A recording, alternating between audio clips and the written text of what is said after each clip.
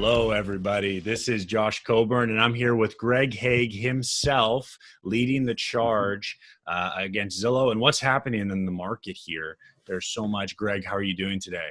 I am doing fantastic, Josh, and it is such a great pleasure to be with you. And I love the way you say Greg Hague himself. I mean, we have to be careful not to be bigger in our own minds than we are. Like, it's Greg Hague himself, right? Endearment always is a great way to introduce somebody. And I do respect what you're doing hugely. You have made such big moves in the industry. For those of you that aren't familiar with Greg, he has built several real estate companies and several other companies related to real estate in law. So his beginning was with Hague Realtors, which was a family real estate company out in Cincinnati. He built that up huge. And then eventually he moved away from that down to Phoenix, built another company, and now Real Estate Mavericks, which is a masterful training academy for realtors, and luxuryhomes.com. He is a writer for Huffington Post. He's been featured in over 300 publications.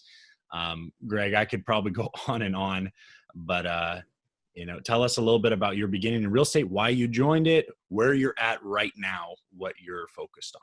You bet. So just thank you for the kind intro. Yeah. Just a little about my background. I grew up in the real estate business. My dad was a flight instructor in World War II.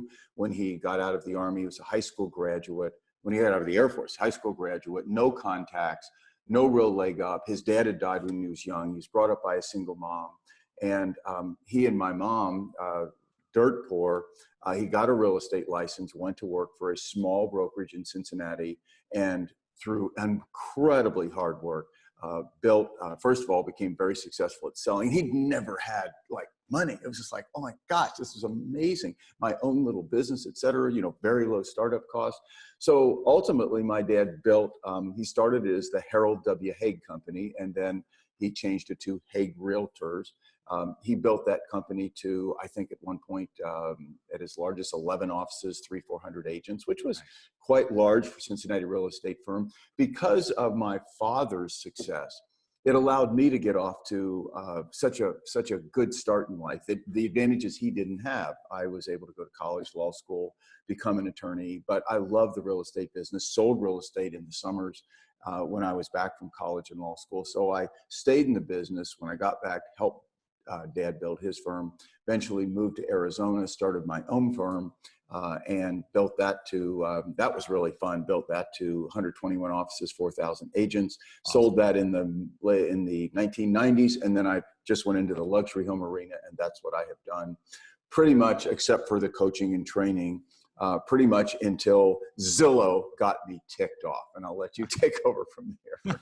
So we mentioned Zillow a lot throughout the summit in different ways. Everything from what most realtors is the nagging knack there, which is the Zestimate, right? It's really a nuisance. Everything from that to maybe Zillow has a darker plan. A lot of your videos, if no one's seen them, I highly suggest you follow Greg, click on the links below, go and watch some of his videos. He does explain some of the concepts we're going to mention in depth. But I really want to get right down to the crux of things with what Zillow's doing, Greg. So I want this talk real quick. I want everyone to understand we're going to talk about the problem, which is Zillow, why we need to move in reaction here, and how we should move. And Greg has a plan for that. So Greg, I'm a realtor. I want to tell you, I love how you're leading the charge against Zillow to save us a few bucks in ad spend. But really, to me, Zillow is just a nuisance. It's a capitalist, economy. Let them do what they're going to do. I think I'm okay. What would you say to me as an agent saying that to you? Well, respectfully, I wouldn't agree. and here's why. I guess the best example, and it just happened, I think, day before yesterday, I was at my dermatologist getting, the skin check. I get one every 6 months. You pay the price for the sun that you got 40 years ago. And Valerie, who is one of the assistants there, we were just talking, and she was talking about, she knew about my project a little bit. And she said, oh, Greg, you know, you're doing this website thing that's kind of like an alternative to Zillow, right? And I said, yeah. She says, yeah. She said, I hear that Zillow's come out with a program now where you no longer need a realtor. And I mean, this is out of the blue. This is like totally out of the blue. And of course, Zillow is just in the beginning of launching its instant offers program in Phoenix. It's been testing it in Las Vegas and Orlando, as you know, Josh. And it's just like starting here. There's really, I haven't even seen a commercial yet, but she heard about it. And that is the number. Of course, the Zestimates Interactive, I mean, how they hurt us, the pay for leads agents that suck buyers away from our listings. I mean, there's so many bad things about Zillow's website that make it not a website that is, let's say, built to sell homes, which is what they promised us. It's a website built to sell people. It's a lead generation website. Zillow uses our listings to their advantage, not to ours.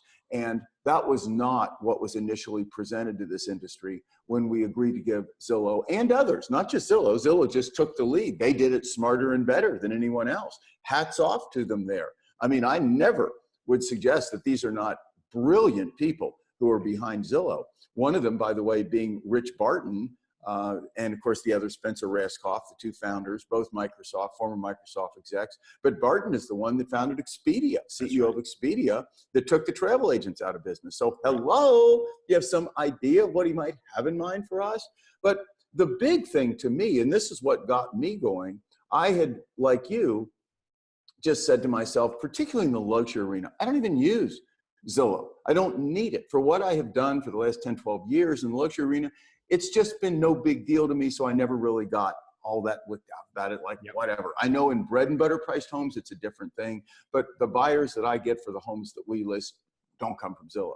So what happened is they came out with this instant offers, and that was on May 22nd of this year.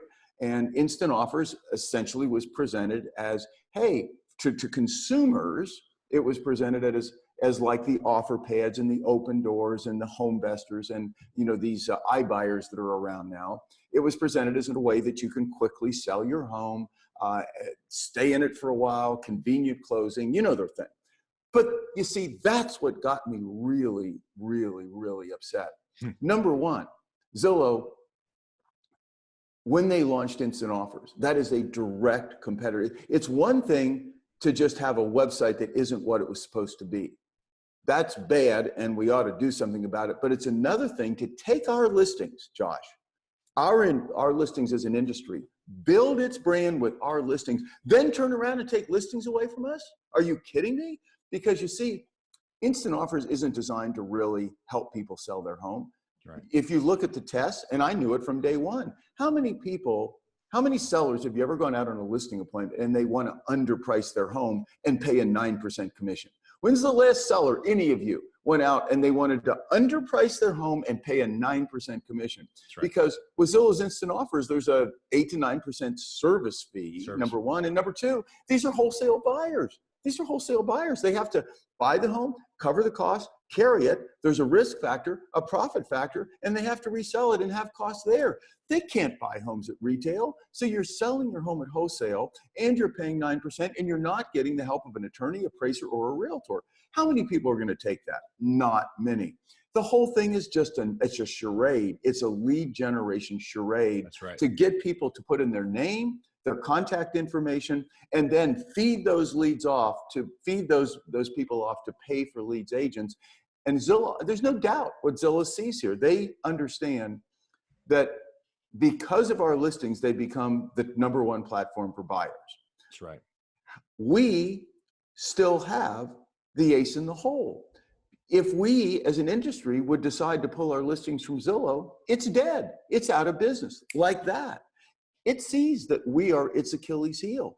And this whole instant offers play, I have no doubt. I mean, it is to take the listings, to be able to control the list side so we don't control it. Well, I'll tell you this. If as an industry, we let Zillow get away with it, we let it become just like Valerie saying to me, hey, I hear this way, now I don't need a realtor to sell my home. This is a powerful message. We gave them the bully pulpit. We gave them the ability to get in front of people. We gave them, through our listings and our ad revenue, the money to get that out. They're going to use that, going to do this program. And if we let them get away with it, they're going to take our sellers away. They're going to direct them their way. And if we don't pay big time money to have those sellers, we're out of business. That's why we need to do something about Zillow. Absolutely. So let me summarize a few points you hit, because a lot of people watching, they're hearing all this and it's kind of for the first time like, wait, really? That's a problem? Because everyone sees, I think most realtors that especially aren't digitally inclined, they may be strategically inclined, but not digitally.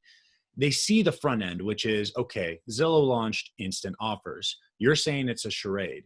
What Greg is getting to, everybody, is that front end, which is these wholesale offers that are going to sellers, are not meant to actually go through. I don't know, Greg, I don't know at this point if any of them have been accepted. I know about a month and a half ago, none of them have been accepted. And there were something odd, I think 800, maybe like 1,500 or something instant offers that have been made. Either way, the charade is that Zillow is doing this to build their database of sellers in order to aggregate data and use it digitally to then eventually sell back to agents.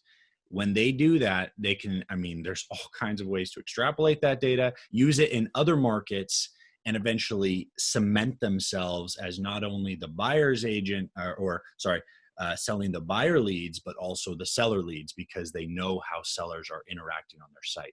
It's getting a little deep into like theory with websites and user experience, but they have a bigger plan, a much bigger plan. And that's what Greg is talking about with the charade.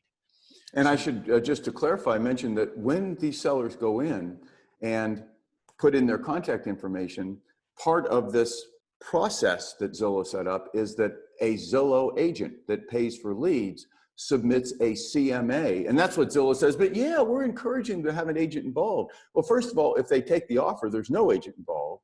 Secondly, the pay for lead agent submits the CMA. And it's not just, it is, as you said, aggregating data for sure, but it's also right now, this is someone who is possibly seriously interested in selling because they've asked for an offer on their home. So this is gold in terms of lead generation. This is gold. So these agents who submit the CMA, they're the ones that have first option to get in there, get in front of the seller and try to convince them to list. That's what it's all about. And you might say, well, what's wrong with lead generation? Well, there's nothing wrong with lead generation in and of itself. We all do that. Every business generates leads. The furniture business, the car business, the real estate business. We need to generate leads. The difference here is that if we let Zillow control both the buyers and the sellers, it will control us as an industry. It will totally control us. We should be generating leads on our own. The money that Premier agents, there's, I understand about 80,000 Zillow Premier agents that pay. Last year, I believe it was like $600 million. That's what I read. And the bottom line is, I know because I've done it all my life in real estate, these agents are spending money to build Zillow's brand. That's right. They're not spending the money to build their own brand. So some of them say, well, I'm doing both. Well, they ought to be using all the money to build their brand, because their brand would build more quickly. So that's the danger, Josh, is that we allow Zillow to build its brand in the buyer arena and then in the seller arena. And all of a sudden, we lose all control of our own industry. And the last thing I'll say about that, well, I'll say what you want, but is that you have to remember, Zillow is managed by people who have never sold a home. These people who run Zillow, they're not licensed. And forget they've never sold a home. Raskoff, Barton, most of the executives at Zillow they've never been in our business. So we're actually allowing a firm that is run by people who they think they know our business, but they don't know our business. You've got to be in our business for years. You've got to work with people to really understand our business. And I believe that from, of course, our perspective, what Zillow is doing is incredibly disruptive and detrimental, but I also wouldn't be doing this if I felt like what Zillow was doing ultimately was going to be in the best interest of consumers. Then I wouldn't fight this for two reasons. Number one, you don't fight what's in the best interest of consumers. And number two, it'd be a losing battle anyway. If you did, You can't stop what is in the best interest of consumers. In this case, it's clearly, in my opinion, not. It is not in the best interest of consumers. You can see the way Zillow right now misleads consumers with estimates, why they post agents next to listings who aren't the listing agent. Yep. Call them sometime. We've done it. Call an agent who's posted next to a listing, one of these premier agents, and ask them about the listing. Within a minute, they don't know anything. I mean, this is what's happening to that poor seller. Yep. Where the buyers are calling, just seeing these 4 photos, and they just call what sounds important, this premier agent. That's right. And the agent, number one, doesn't know about the home, and number two, has a financial incentive to switch the buyer over to their own home. That's how detrimental this is to consumers. That's right. Absolutely. There are so many points I want to hit on there. One of them first, for bigger strategy on what Zillow could be doing, Greg, and confirm this if I'm wrong again, because I think a couple months ago, they still were not showing a profit. For all their years of work, they're still not showing a profit, which what business in their right mind would continue to operate without showing a profit if there was not a grander scheme at play? So there's something else that they're doing, and it's not as simple as just the revenue right now. There are ballooning different ways they're going to expand into the market. And that's one of the other really unfair aspects of what they're doing is they are using shareholder or loan money or whatever, because last I read, that's true. They've never generated a profit. Yeah. And the bottom line is they're willing to lose money in the short term in order to gain scale. And that could only be a plan of a company that has a plan. And that plan is going to be, in my opinion, one of two things. Either once they get that scale, once they get the sellers, once they get control, those premier agents, they're going to be paying money that is crazy, or Zillow just becomes a real estate firm. And they're going to do whichever they think will be most profitable to them. That's it. They don't care about anything else. They're just going to do whatever. And by the way, I don't even blame them for that. They should do what's most profitable to them, as long as, every company does that, as long as it's not harming consumers. So they'll do what's most profitable to them. And my gut tells me when they have a big enough brand 2, 3, 4 years from now, when they have sellers all over that website, how do they not become a brokerage? How do they not? Are you kidding me? Yeah. They own the country at that point. They blow out like a Keller Williams with 160,000 agents. It's be nothing compared to Zillow, because Zillow would have the clients. Keller Williams would have the agents, but Zillow would have the customers. And if it becomes a brokerage, all these brokerages, great brokerages like Keller Williams, Coldwell Banker, these are RE/MAX, these are amazing brokerages that have been tens of hundreds of thousands of hours put into building these firms, yep, building their brand, building their reputation, building their training. All of a sudden, if Zillow has the clients, where are the agents going to go? Over there. You'd have to. That's right. They will have to pay to play. The barrier of entry will get much higher. And if it's not even that, it'll completely change the way business is done in the industry, similar to basically turning agents into an employee, a hybrid commissioned employee. Like the Redfin model. Exactly. Which a lot of, when I've had conversations with some upper echelon real estate people, they say, Josh, Redfin they're not even dominating this market. There's not really, they're not doing enough property sales. They're really not having that much success. Well, they're one of the first enterers, and I can't remember what it's called. There's this whole graph that shows when someone new enters a market, the first 10%, they do not profit as much as the second 30%, I think. Right. And those are the ones that take huge advantage of the market and capitalize. Yep.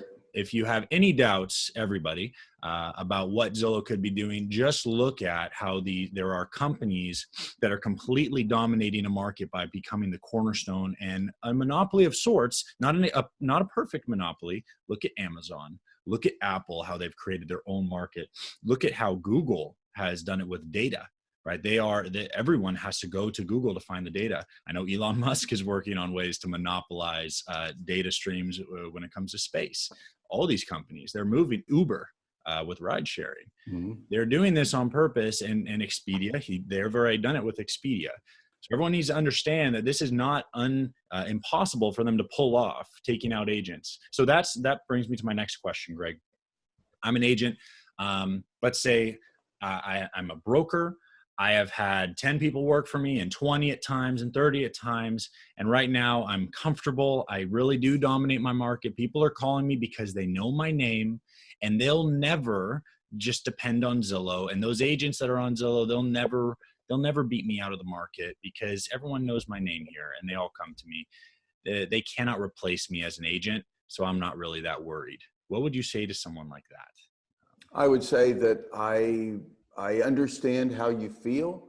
I have felt that way as well all my life. I built my brand. I have a really good brand in the luxury home market here in Arizona, built it over the past 15 years. I believe the luxury home market will be the last to be affected. So let's presume just the normal bread and butter market. The bottom line is you have to see that when a firm like Zillow gains the traction that it has, and it starts, well, you just watch. When Zillow brings instant offers into your area, if you don't think out of curiosity, the people who have dealt with you and been loyal to you and know your brand, if you don't think they're going to check their instant offer, they're just going to say before they call you, I'm sorry, you're dreaming. They are. They're not even going to look at that as being anything contrary to you. And they're just going to hear that. They're going to decide that they may be interested in selling. Their first step is going to be checking their instant offer. It's a normal thing. Right. It's a brilliant program in that regard. It is. Then what'll happen is another agent other than you will be the first to find out before you that your former client is thinking about selling. And then what leverage does that have? You still might say to yourself, well, it isn't going to matter. They aren't going to list with some stranger agent. Well, you see, that's what a lot of real estate agents aren't seeing. Zillow, because Zillow has the buyers, it can empower, and I believe this is something that it's now, I can't even imagine it wouldn't be working on this. It will empower its agents, the ones who pay it money, by positioning them that because we, Zillow, have the buyers, our agents have the buyers, and they're the better agents to sell your home because they get some advantage on Zillow of having more buyers. Right now, they're going to say, the premier agents would say, well, we have more buyers because, I'm a premier agent, I have more buyers, Zillow is the go-to website, and I have my photo in this zip code next to all these homes. So I get all these buyers that are interested in all these other homes. So do not think that these Zillow premier agents using the right talk track can't get in there and convince a seller that it's in their best interest. So that's what I see, the way I see it playing out. So right now, we're living that right now. They are a major market disruptor in that no matter if you dominate your market, you have a name, you have a brand, it is a disruptor and it's a very real one. So that's just now. And It's only going to get worse. I want to say before I forget, below this video, I am going to link a whole slew of statistics from a digital marketer's viewpoint, Google Trends showing the interest in Zillow, showing web traffic, how much it's going to Zillow. I want to make sure everyone knows, look at that. These are real statistics. The next competitors when it comes to dominating web traffic are somewhere around 8 and 10% of the market, while Zillow's up at 64. Yeah, so they're truly dominating. So I want to talk about hear from you because we need to wrap up fairly soon. I want to hear from you alternatives. So you mentioned in the very beginning, I believe, why give away, or maybe this was a video I was watching the other day of you. Why allow them to set up your whole system and pay them to do it where they have full control rather than build your own brand and build into your brand? What would you suggest for a realtor that is not digitally inclined, a broker, or a realtor who has a team? They're not digitally inclined and they're probably already paying Zillow or have heavily considered it. What would you suggest for them to build their own flow of leads to dominate their market digitally as well as hybrid outside of digitally? What would you suggest for them to really continue to dominate? Well, first, on a micro level, I suggest that every realtor concentrate, as I think most do, on number one, becoming more and more digitally savvy. And I mean more and more, even if you are digitally savvy, it just keeps changing. So we have to become more and more digitally savvy. That's number one. Number two, to build your brand as a distinct brand. And this is, we'll talk micro level first. Build your brand as a distinct brand. I will share that my brand in Arizona, in the luxury arena, it's incredible the amount of call-in business I get. Now, I've been doing this a long time, but all I say is, Greg Hague, luxury home, a different approach. Before you list with an ordinary realtor, give me a call. Learn about my different approach. That's it. I mean, just constantly, I take what's known as positions against tradition. We, for example, don't put signs on property. Every other realtor does. We don't. We talk to the sellers about the advantage of not doing that in the luxury home market. There's a number. So we're always, so I would, in whatever, you can believe in doing that, not doing that. In the bread and butter market, I would put signs up all the time, by the way. I'm not suggesting you don't do that. I'm suggesting in the microcosm luxury home market I'm in, sellers hate signs. And you just never, I mean, the odds of selling a home in the areas where I work off of a sign is like remote. Sellers hate them in their yards. So there are a number of things. You should build your distinct brand on a micro level in a way that you're not just selling yourself. And this is the big takeaway on a micro level. You're selling your process. For example, if you Google Greg Hague Forbes magazine, you'll see my 29-day home sale formula. And it's actually the 29-day home launch formula, where we go through a 29-day process of launching a home onto the market by building anticipation, building excitement, letting other brokers get in, kind of an Apple launch program, kind of a program. I modeled it after that. On a micro level, you should do that. Don't just sell yourself. Sell a different formula for selling homes so that you have a product instead of just you. You should be part of it, but your product should be the core of it. On a macro level, though, you can't compete with the Zillows and the Redfins and Purple Bricks that just opened in Los Angeles with $60 million in funding. They grew over a period of 4 years to the, I believe now, they were the second largest. They may now be the largest firm in the UK. They charge a flat fee list side of $3,400. And they just now opening in Los Angeles with commercials talking about commission misery and what they do. And I, by the way, am a total advocate of competing on value proposition. And part of that should be commission. Maybe you charge 6, maybe you charge less, maybe you charge more. I do not believe that 6% is cast in stone. I believe everybody should charge what they feel they can and should charge based on their value proposition. And if that's like Hauser in Philadelphia that charges 0% commission, and they use those listings to monetize the buy side, you don't hear me getting all over Hauser. I think that's an interesting model. That may be a model of the future where we take listings for free in order to attract the buyers and make the 3% sales side commission if we sell it to sell those sellers homes. That may be a model of the future. We need to be attuned to those models of the future. So I'm not suggesting when I, let's say, reference Redfin, right, I'm not suggesting that what they're doing is a bad thing. I'm suggesting that with the Zillows and the Redfins and the Purple Bricks, you can't compete with them as an individual because of their marketing power.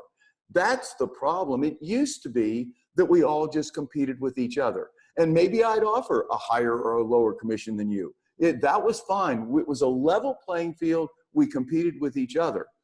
Now we're not only competing, and one of the things I loved about this industry, Josh, I've always loved about it, is we compete with each other for listings, but then we help each other sell those listings. That's just so cool. You don't see that in any other industries. Well, absolutely. Now we're not just competing with each other for listings, we are competing with these mega firms, these tech giants like Zillow. You're competing now with Zillow for listings because of their instant offers, with Redfin, with Purple Bricks, with 60 million. You're going to lose. You may think not, you may think you built your brand, but ultimately you will lose. You cannot stay with that kind of money as an individual. So what I advocate, and I put together what I call the Plan to Save Real Estate. And you can see it at plantosaverealestate.com. We're doing a crowdfunding campaign right now. I envision building a website that is agent-owned, agent-managed, that you actually will ultimately own, and it would be the new Zillow. The difference is it wouldn't be owned by people who have never sold a house. It would be owned just by realtors. So our 4-step process in doing that, you'll see it right there in the plan, and I have several Plan to Save Real Estate. It's also stopzillow.com. That shoots you there. You can go to either one. Stopzillow.com is a little easier to put in your URL. And you'll see step 1 is we're raising $1.1 million in a crowdfunding campaign. We just started it a couple, 3 days ago. to build the website, build this website truly designed to sell homes, and a website to attract buyers away from Zillow and all the others. And we have a strategy there that has never been done before in a home portal, home search portal, that buyers are going to love. It's right there on the website. I talk about it. I'm very honest. I can't share it. I can't even share it on the website because I'm not going to let Zillow know. But the bottom line is we're going to build this amazing website. We're also going to use the money to build out the marketing to market it. And we're going to use about $150,000 of the money to hire securities attorneys to do what's known as a Regulation A+ marketing. A+ securities offering. So here's what will happen. We raise this money, build the website, build out all the marketing, TV commercials, then let you see it. Check it out. Everybody that contributes get first right to kick the tires, demo it, do all this stuff. Then once you love it, we do the securities offering.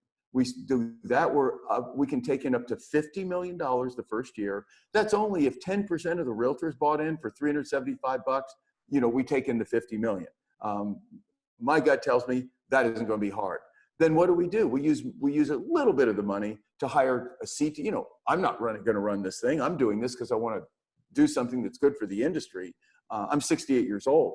I hope I don't look like I'm 68 years old, but I am. So I'm not the right guy to be running this long term. I'd run it for a while, but we sell this to realtors. We hire a chief technical officer, a chief operating officer, some employees, and mainly we use most of that money for marketing to attract the buyers away from Zillow and the other website. And then on a macro level, look at what you have. On a micro level, all of a sudden, you've got a website that you're under that has the power of a Zillow or a Redfin or a Purplebricks. You then have that power. And I'll finish it by saying the whole concept in like a sentence would be to leverage our power collectively to help each other individually. That empower ourselves individually with our collectively coming together. That's what this plan to save real estate's about.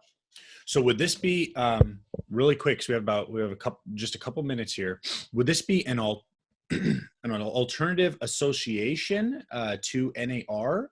Obviously, it's not. There's no competition there, but is it an alternative association just by being involved in the site and doing that? Or is it under NAR? Yeah, so that's the question. Has absolutely nothing to do with NAR, not under NAR, not an association at all. Okay. You will own.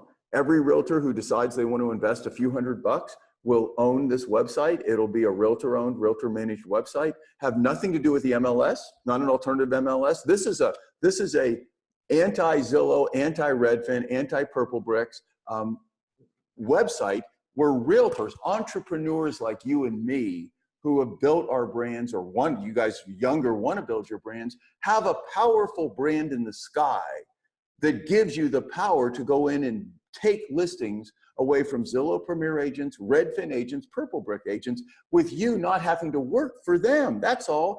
I'm not even the Purplebricks, good for them. Go for it, Purplebricks.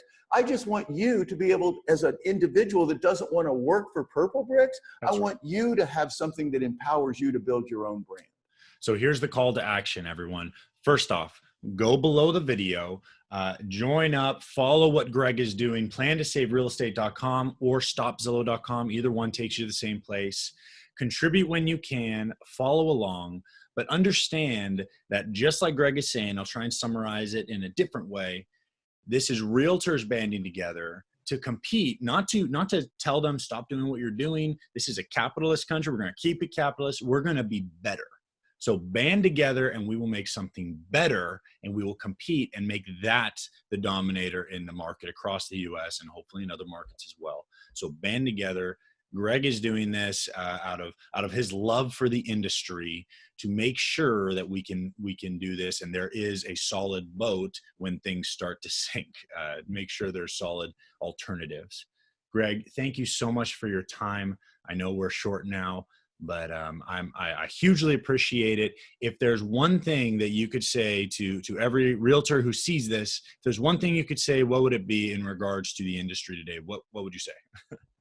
I would simply say that I got into this when I was 18 years old. Well, I grew up in the business, and I believe the magic to our industry is it's one of the few industries that for very little startup capital and a lot of hard work, a little bit of capital and a lot of hard work, a lot of training, understanding how to do it, you can make an enormous amount of money, do a very good thing for people around you, build a brand you'll be proud of.